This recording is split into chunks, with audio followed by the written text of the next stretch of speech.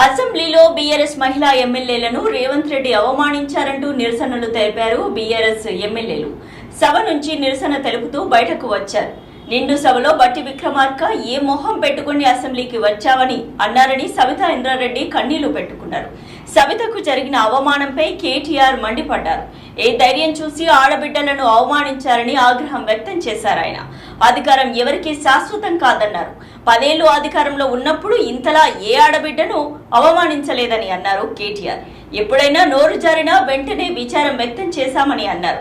Congress party చేసిన అవమానం తెలంగాణ ఆడబిడ్డలందరికీ జరిగిన అవమానమని అన్నారు. వాళ్ళందరి ఉసురు తాకుతుందన్నారు కేటీఆర్. పార్టీలకన్నా ఆహ్వానించిన నేను ఈ రోజు మరి నన్నెందుకు కక్ష తీర్చుకుంటున్నాడో నాకు అర్థమైతలేదు. ప్రతిసారి దేశ ప్రజలందరికీ తెలుసు ఈరోజు ఆ సీట్ మీద కూర్చున్నారంటే ఒక ఇందిరమ్మ కావచ్చు, సోనియా గాంధీ కావచ్చు, లేకపోతే సబితమ్మ కావచ్చు. ఆ పుణ్యాన్ని అక్కడ పోయి కూర్చున్నారని దయచేసి గుర్తుపెట్టుకోమని చెప్తా ఉన్నాను. ఇప్పటికైనా మీరు మాట్లాడి వెళ్ళిపోయి ఉన్నారు, మరి నా పేరు తీసుకున్నారు, మరి మాకు మాట్లాడే అవకాశం ఇవ్వాలి కదా. అసెంబ్లీలో మాట్లాడే అవకాశం ఇవ్వకుండా దొంగల్లా మారిపోయినారు. ఈ రోజు అది కూడా చెప్తున్నాను, ఎందుకు మారిపోయినారు, మా సమాధానం మీద ధైర్యం కూడా మీకు లేదా? భట్టి గారు, గౌరవనీయులు డిప్యూటీ సీఎం గారు, మీరు మాట్లాడిన మాట ఏదైతే ఉందో ప్రతి ఇంట్లో ప్రతి ఆడబిడ్డకు తగులుతుందండి. ఎందుకంటే మొహం పెట్టుకొని వచ్చిందనే మాట చాలా బాధ అనిపిస్తుంది.